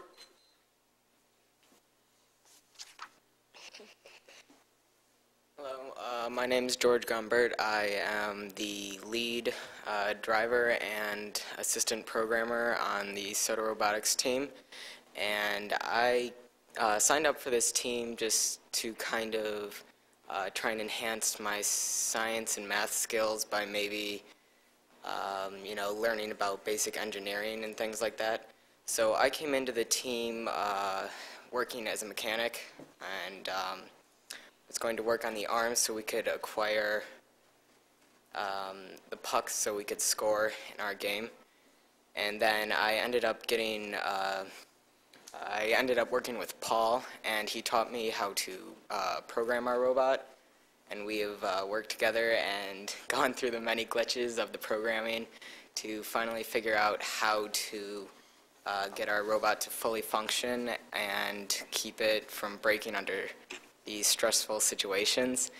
And so we, as a team, have learned a lot, but I have come away from our win at the December 5th regional with a accomplished feeling. I feel like I have attained engineering skills, and that might help me in my academics, because engineering is basically a way to solve problems, and that's basically what learning is. You take a problem and then you overcome it by learning about it, and I've had a very good experience with it, so it's been a good time. Thank you. Thank you. Ryder Eaton. Ryder here?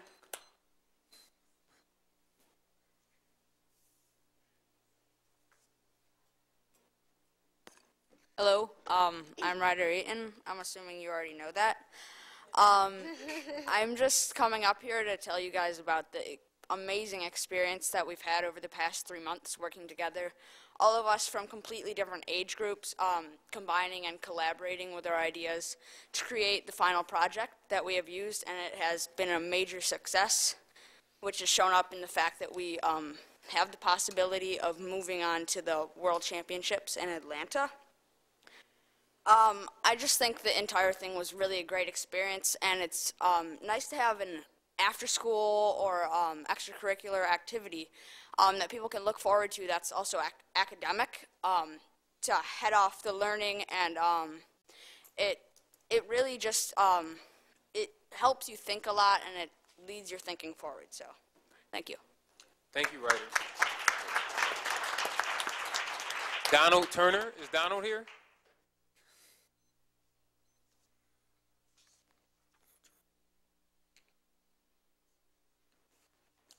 Good evening. My name is Donald Turner. I'm the head safety inspector. Make sure everybody has safety goggles on during the competition. Everything, the assistant mechanic. I learned a lot from the program. I learned mechanical work and teamwork and a whole bunch of other things. Thank you. All right, thank you. Bye. Congratulations. Nice job, Donald. I'm glad that you... Landon Debs.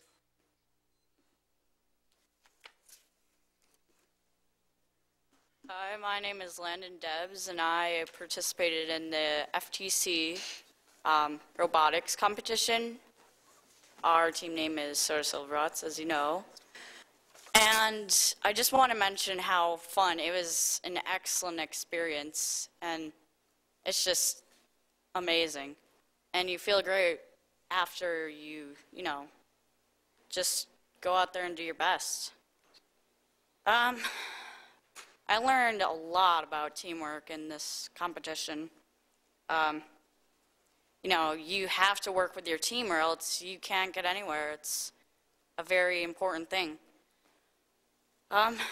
We worked 3 days a week for 3 months, and all the work, it really paid off. We came in first place in the regional state, and we hope we can make it to Atlanta, but we need a lot of, you know, we need a lot of money for that.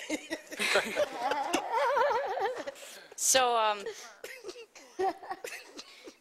we would love if you can make donations to our team. Currently need $5,750. So, yeah. Thank you. Just let me... We're going to take up a love offering. No, I'm just kidding. We'll just take it out of the classified advertising budget. For maybe we should take up a love offering for these folks, all right? I mean, I'm sure everybody here has $20 in their pocket. No, I'm kidding. But I would recommend to this group, I don't know if you guys have contacted Friends of School of the Arts and also the Rochester Education Foundation. I would definitely point you in the direction of those two organizations because I do understand that it's $5,750 roughly. Harrison Crandall. Is Harrison here? Okay. Okay, thank you. And thank you again to the robotics team. Congratulations. Great job.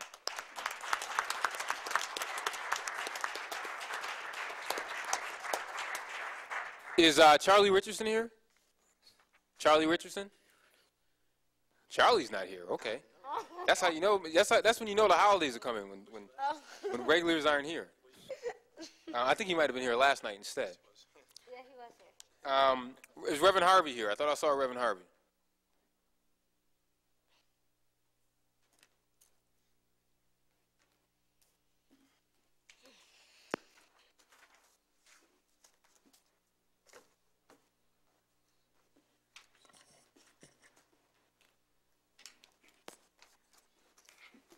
Good evening. Good evening. We're happy to be here tonight. I'm here to speak for the community. Some of the issues have came before me and other ministers in the community.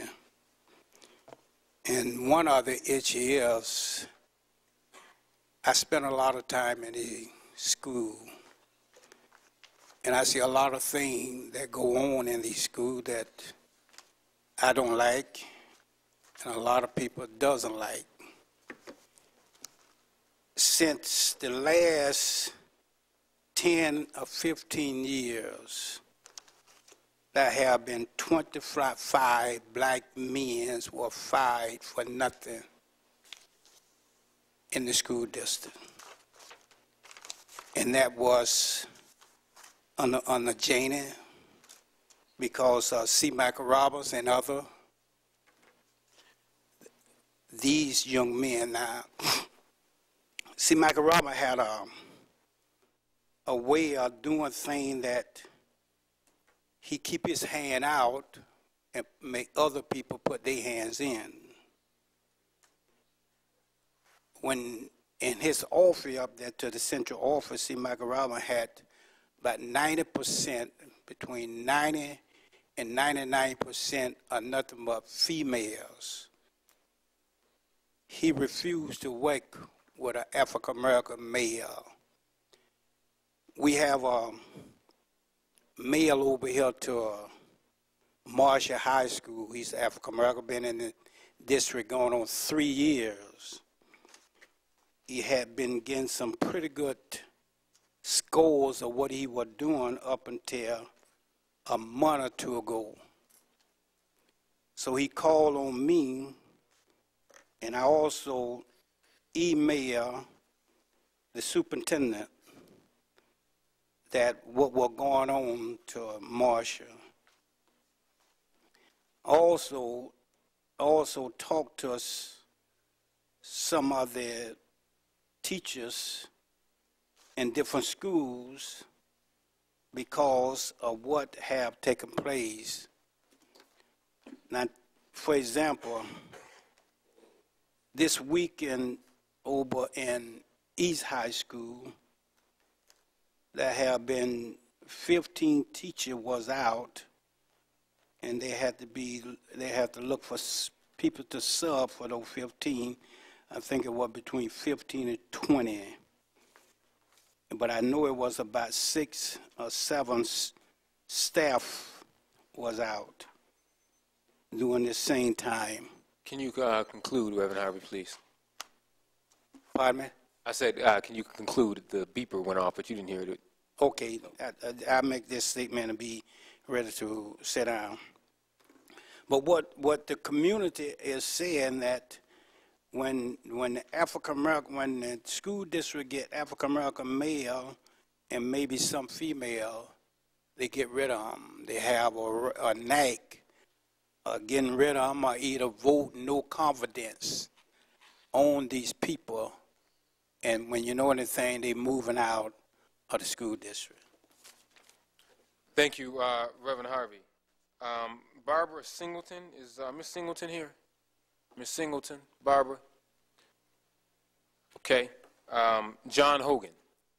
John Hogan here. Okay, that concludes our speakers. Let me just announce a couple of meetings. January 2nd, our organizational meeting.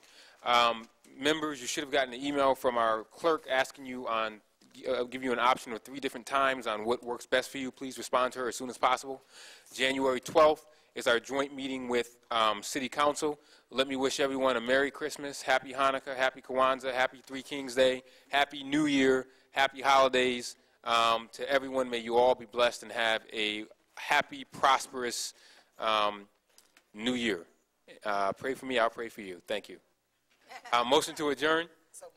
Second? All in favor? We adjourn.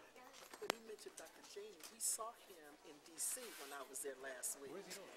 Well, you know, he's the superintendent of Newark, but I don't know what he was doing. Thank you, you too. I don't know what he was doing in